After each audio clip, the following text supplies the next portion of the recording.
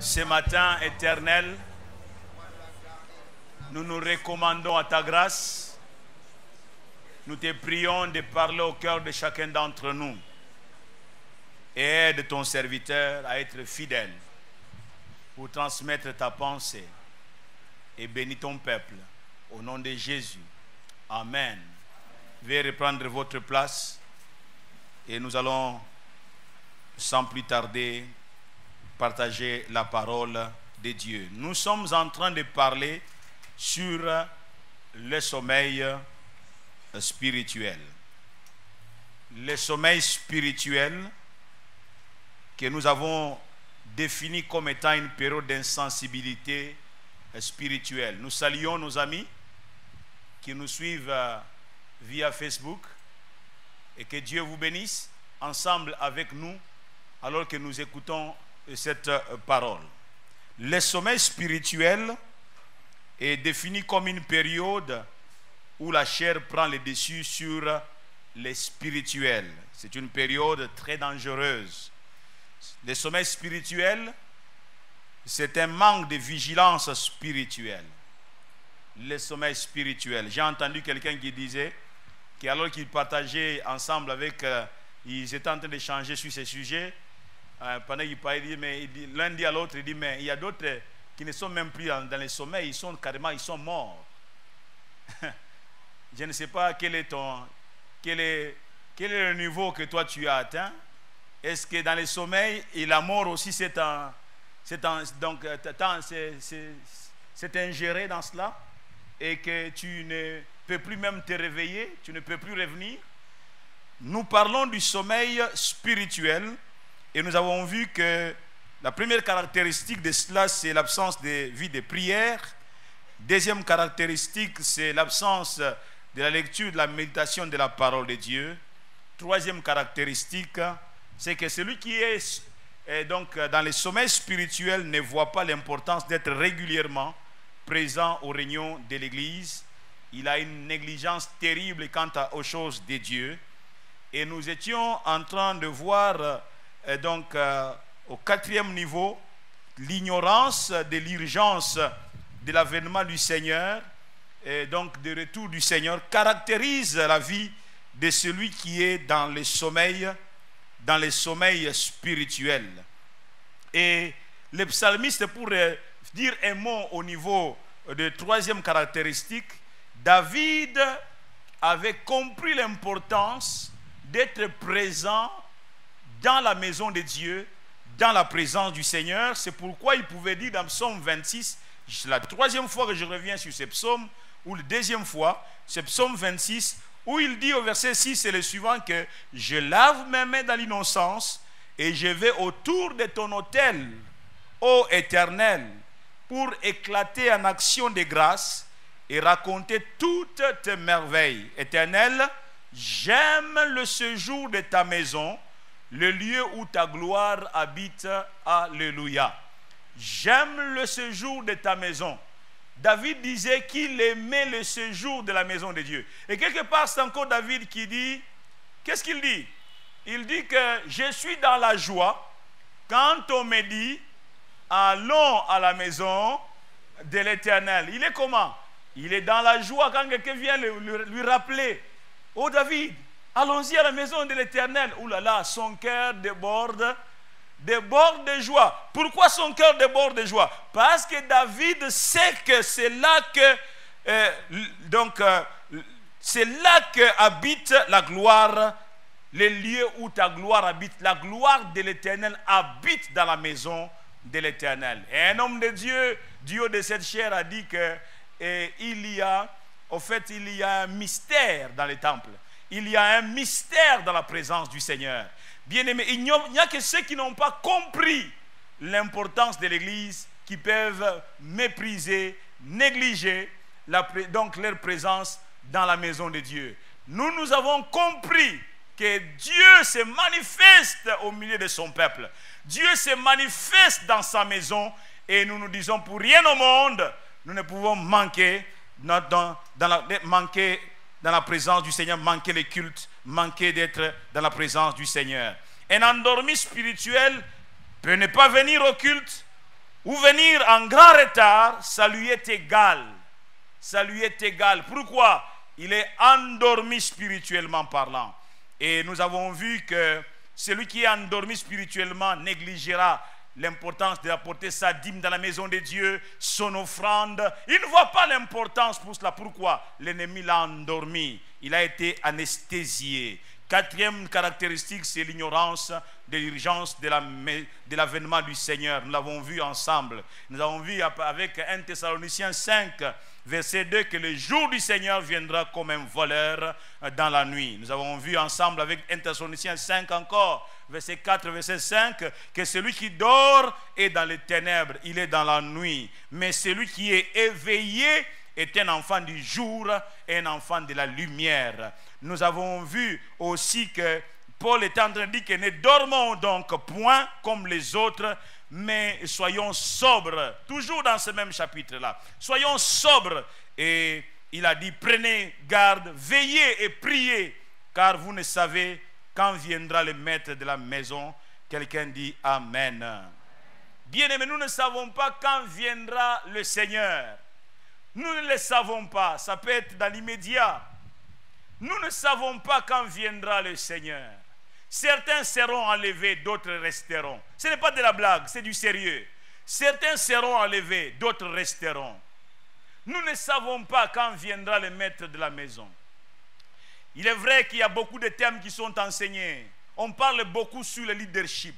On parle beaucoup sur le miracle, sur la délivrance. C'est très bien tout ça. Mais combien encore il y a des interventions sur l'enlèvement de l'Église? Combien il y a encore des interventions sur la venue du Seigneur? J'aimerais vous rassurer que le message par excellence, c'est celui de dire à l'Église du Seigneur que ton Seigneur est à la porte.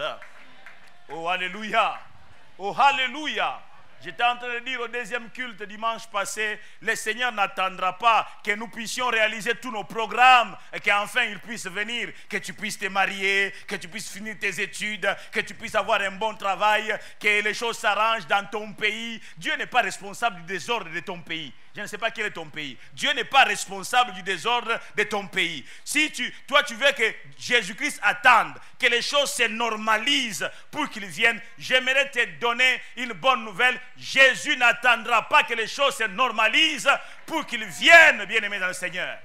Jésus-Christ a son calendrier. Jésus-Christ a son programme. Jésus-Christ a son horloge. Il viendra lorsque le Seigneur dira que c'est le temps, Jésus-Christ sera là. Et Amos te dit, prépare-toi à la rencontre de ton Dieu. Oh, amen, amen. Préparons-nous, bien-aimés, à la rencontre de notre Seigneur. Le sommeil spirituel peut vous faire rater la participation à cet événement, le retour du Seigneur. Et Paul dit, dans Romains 13, 11, c'est l'heure de vous réveiller enfin du sommeil. Et dans Éphésiens 5, verset 14, vous savez que ce sont nos deux chapitres de base. Dans ces passages, il dit, réveille-toi, toi qui dors, relève-toi d'entre les morts, et Christ t'éclairera. Alléluia. Et dans Psaume 13, verset 4, encore David, il dit quoi? Il dit, regarde, réponds-moi, Éternel, mon Dieu, donne à mes yeux la clarté, afin que je ne m'endors pas du sommeil de la mort. Donne à mes yeux quoi? La clarté, afin que je ne m'endors pas du sommeil de la mort. Afin que, au verset 5, afin que mon ennemi ne dise pas, je l'ai vaincu, et que mes adversaires ne se réjouissent pas si je chancelle. Si tu t'endors, tu vas chanceler. Et les ennemis vont se moquer de toi. Les ennemis viendront jeter la mauvaise semence dans ton champ. L'ennemi viendra et te remplacera, l'enfant, il mettra dans ton sein un cadavre. Et tu iras enterrer un cadavre qui ne t'appartient pas. Dis non à cela. Amen, amen. Cinquième caractéristique. C'est l'indifférence vis-à-vis de l'ordre suprême. L'indifférence vis-à-vis de l'ordre suprême, c'est une des caractéristiques du sommeil spirituel qui frappe un individu ou qui frappe toute une église. L'indifférence vis-à-vis de l'ordre suprême. et faites de toutes les nations des disciples. L'oubli et l'ignorance de l'importance du salut d'une âme peut être révélateur de la présence du sommeil spirituel. Tu es sauvé, tu es enfant de Dieu, mais le besoin du salut de l'âme voisine, le besoin du salut des âmes que tu côtoies, ce n'est pas un problème pour toi.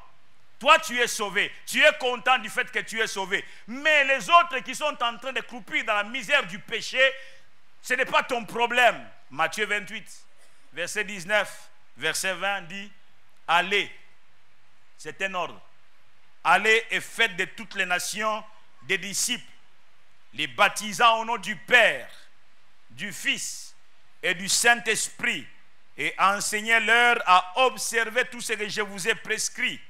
Et voici, je suis avec vous tous les jours jusqu'à la fin du monde. Et voici, je suis avec vous tous les jours jusqu'à la fin du monde. Je suis avec vous tous les jours jusqu'à la fin du monde.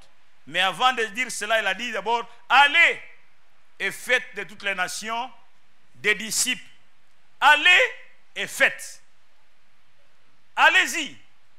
Allez et faites de toutes les nations des disciples. Ce qui intéresse le Seigneur, c'est de faire des disciples, c'est de gagner les âmes. Oh, alléluia. Ils sont intelligents, ceux qui gagnent les âmes. Les hommes intelligents, ils s'occupent des âmes. Oh, alléluia. Ils ont les soucis de la conversion des âmes. Ils sont intéressés au salut des âmes qui sont autour d'eux.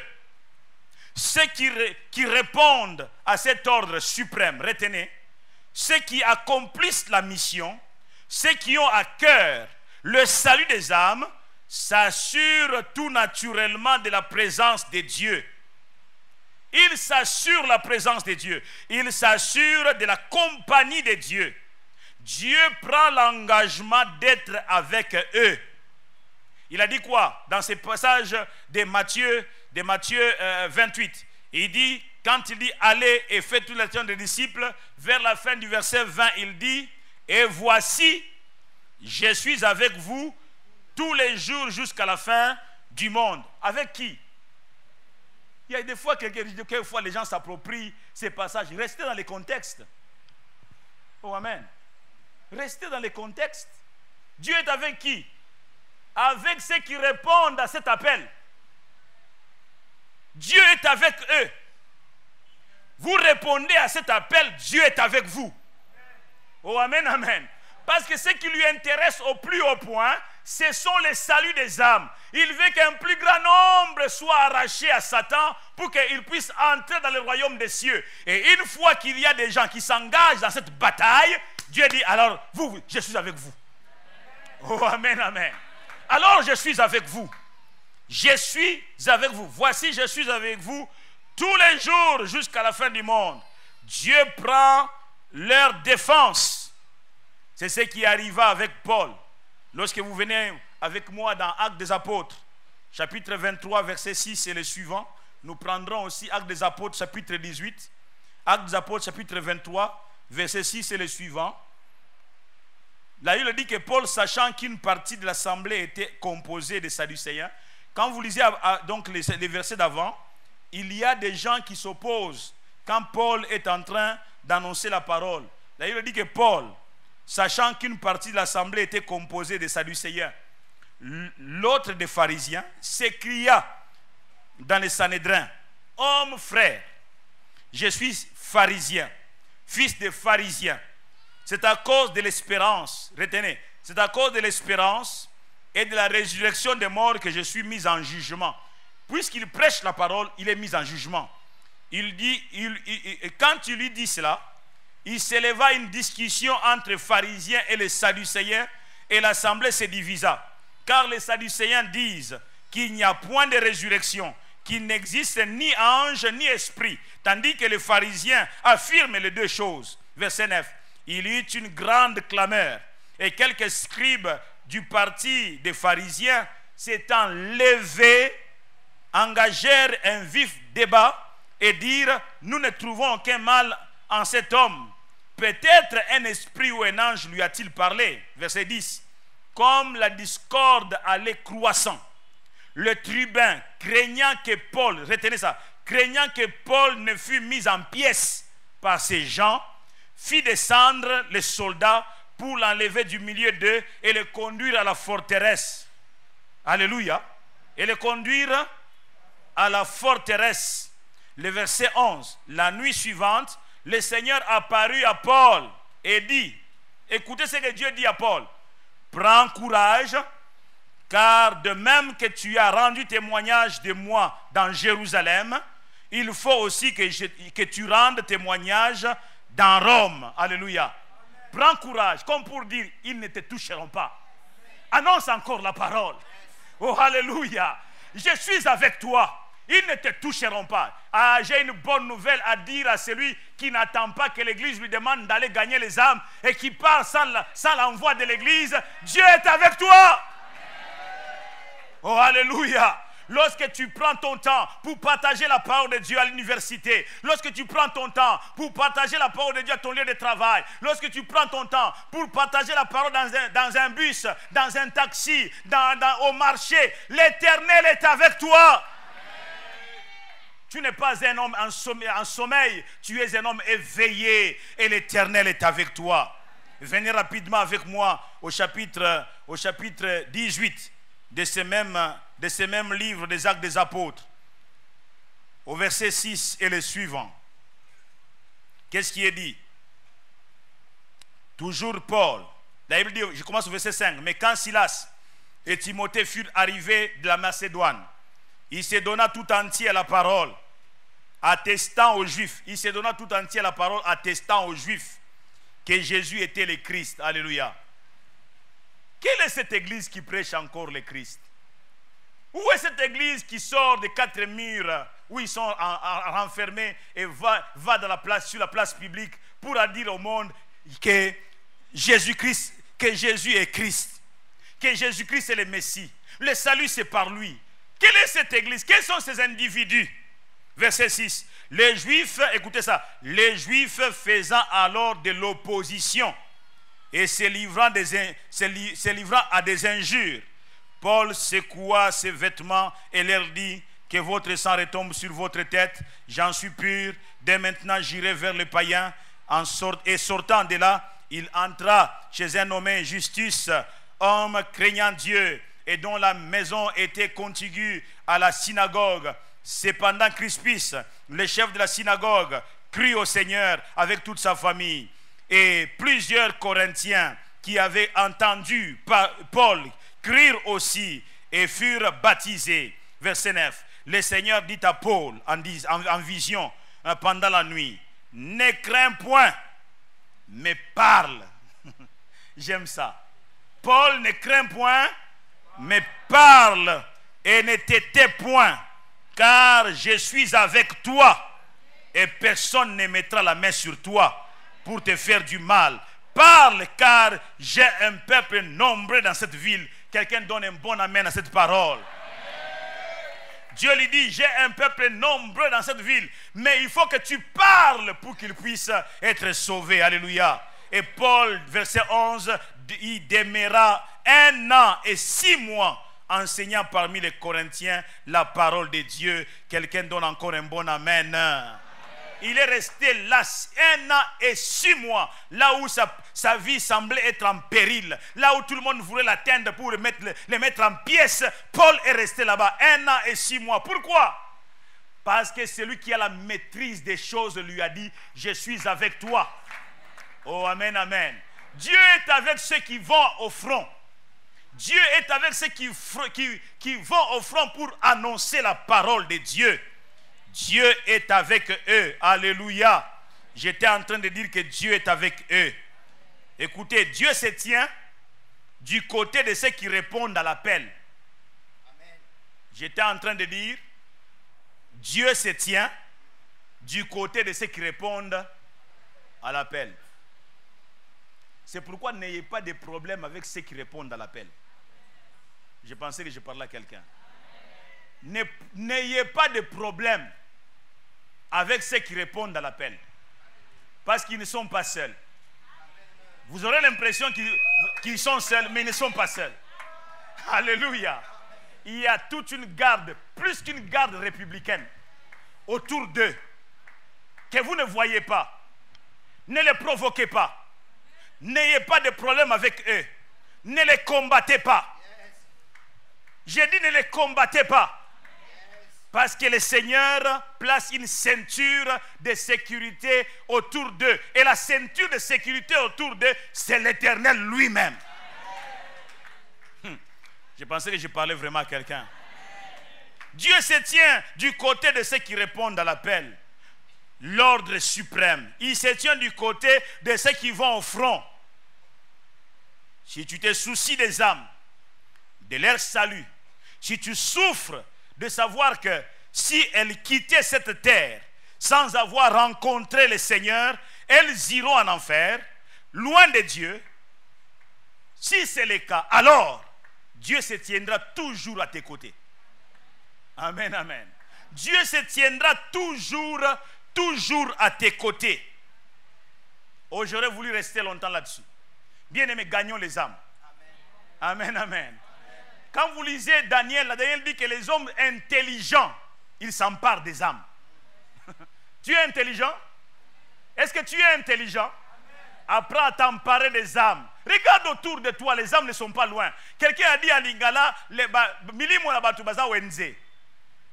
donc ça dit que tu n'as pas à les chercher, les âmes sont à tes côtés.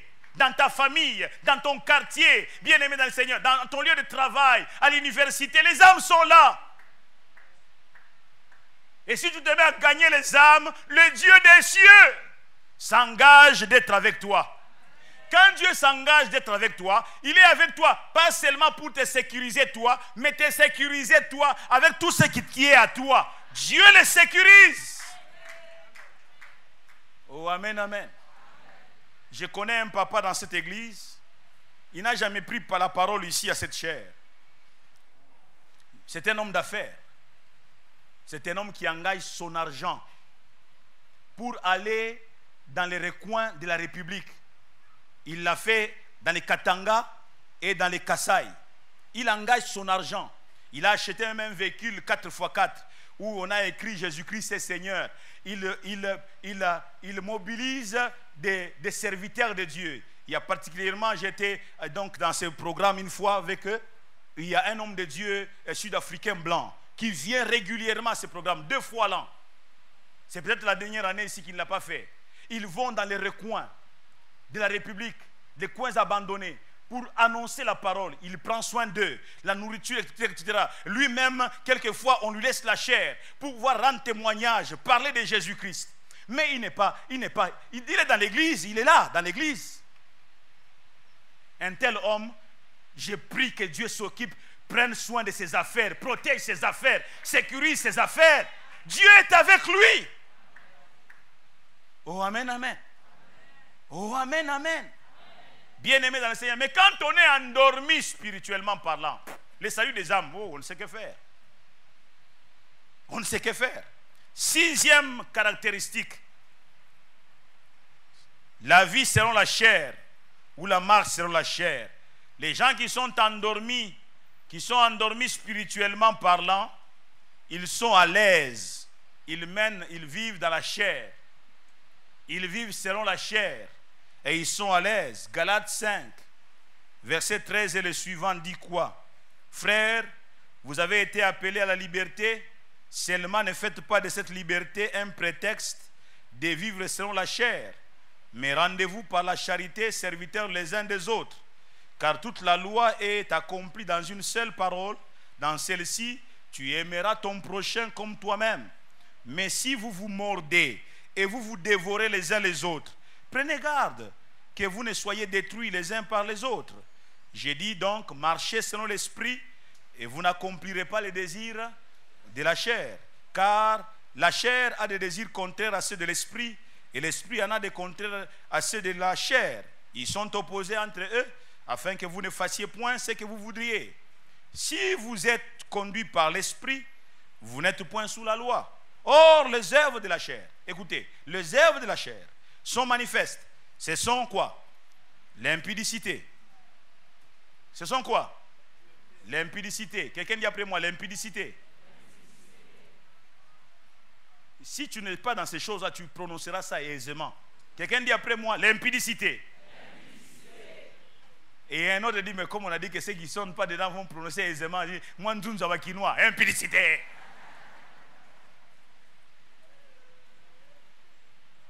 Quelqu'un dit encore après moi l'impudicité.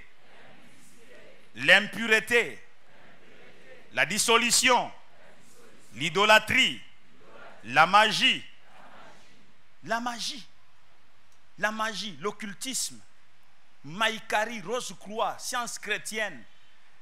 Tawonda, que sais-je encore?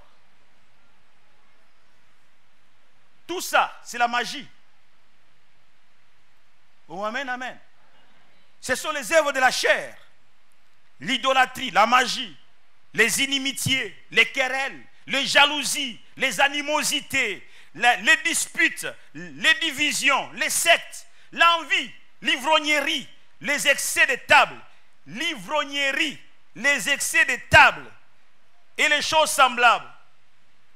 Je vous dis d'avance, comme je l'ai déjà dit, que ceux qui commettent de telles choses hériteront le royaume des cieux.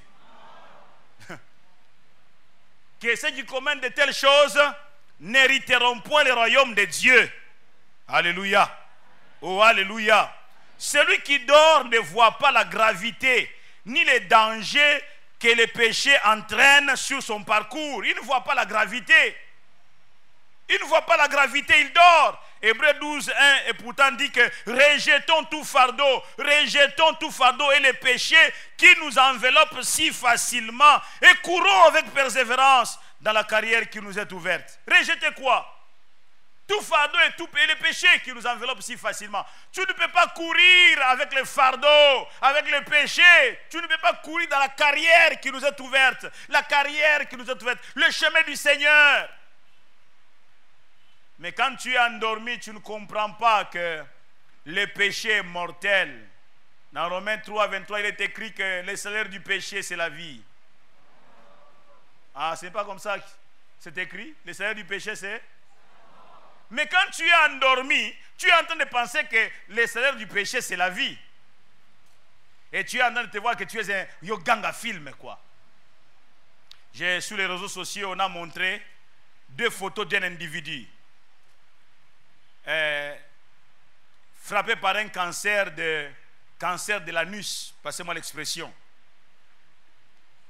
Et on a montré une des photos, mais ces garçons étaient un gentleman. La manière dont ils s'habillaient, les véhicules avec lesquels ces jeunes hommes roulaient, je suis sûr que les gens l'enviaient. Mais c'était un homosexuel. Aujourd'hui, son corps, regardez ça sur les réseaux sociaux. Donc c'est la peau sur les os. Et ça, l'olendo, il y a un péché. Quand tu es dans le péché là, tu es en train de penser que tu es un criquet, quoi. Likelele. Tu penses qu'il n'y a que toi. Le salaire du péché, ça n'a jamais été la vie. Je le dis encore, le salaire du péché, ça n'a jamais été la vie. Le salaire du péché, c'est la mort. Mais quand tu dors, tu ne comprendras pas ça. Oh, amen, amen. Ne perdons pas de vue que le sommeil spirituel peut nous être fatal. Le sommeil spirituel entraîne une faiblesse morale. La personne est pervertie dans sa manière de vivre. Cette personne est pervertie. Et je disais que ne perdons pas de vue que le sommeil spirituel peut nous être fatal. Pendant que nous dormons, le voisin peut venir planter une mauvaise sémence dans notre champ et nuire ainsi tous les efforts de notre travail. Ce que tu as de plus précieux peut être volé pendant que tu dors, spirituellement parlant. Ça peut être volé. Ce que tu as de plus précieux, ça peut être volé. Je pensais que j'allais finir aujourd'hui. Non, j'ai encore des choses à dire. Balaam a dit, parole de l'homme qui a l'œil ouvert, Parole de celui qui entend quoi? Les paroles de Dieu. De celui qui connaît les desseins du Très-Haut. Parole de celui qui voit la vision du Tout-Puissant. De celui qui se prosterne et dont les yeux s'ouvrent. Oui, celui qui est éveillé voit ce que les autres ne voient pas. Amen, amen. Celui qui est éveillé, il voit ce que les autres ne voient pas. Élisée déjoue toujours le plan des Syriens. Et le roi de la Syrie dit, mais non, il doit y avoir des mouchards. Il doit y avoir des mouchards ici. Comment tout ce que nous complotons est déjà connu par le roi d'Israël. Un de ses conseillers lève la main et dit, non roi, il n'y a pas de mouchoirs ici. Tout le monde est fidèle à toi. Le problème, ce n'est pas ici. Le problème, c'est en Israël. Il y a un homme qu'on appelle Élisée. Même quand tu dis des choses à l'oreille de ta femme dans la chambre à coucher, lui a entendu. Aïe, aïe, aïe, aïe, aïe, aïe. L'homme qui se prosterne dont les yeux et dont l'oreille peut entendre les choses même qui se disent à des milliers de kilomètres. Oh, amen, amen. Tu sauras que dans ta famille, il y a X, Y personnes qui cherchent à te faire du tort. Non pas pour que tu puisses l'haïr, mais pour que tu prennes des précautions et que tu l'aimes et que tu prennes des précautions et que tu sois prudent. Amen, amen. Et le roi de Syrie va envoyer des militaires, des contingents pour pouvoir aller arrêter Élisée. Et quand son serviteur, les serviteurs d'Élisée se réveillent tôt le matin, ils voient qu'ils sont encerclés par une forte armée. Il crie, il rentre et dit à son maître, Élisée, Élisée. Passez-moi l'expression à Linga, Tosamboué. Nous sommes encerclés. Élisée dit, non, n'ayez pas peur. Car ceux qui sont avec nous sont en plus grand nombre que ceux qui viennent contre nous. Mais il ne comprend pas, le serviteur ne comprend pas. Alors Élisée prie Dieu. Il dit à Dieu, Seigneur, donne à mon serviteur, ouvre-lui les yeux pour qu'il voie. Bien-aimé, une des activités qui caractérise que les personnes sont éveillées, c'est la prière. Élisée a fait quoi? Il a prié pour son serviteur qui était comme endormi. Ouvre-lui les yeux, Seigneur. Lorsque les yeux du serviteur se sont ouverts, il a vu que l'armée de l'Éternel avait encerclé l'armée adverse. Oh, amen, amen. Et Dieu a dit quoi? Je serai avec vous. Dieu est avec toi. Et on ne mettra pas la main sur toi. Que Dieu bénisse sa parole. Alléluia.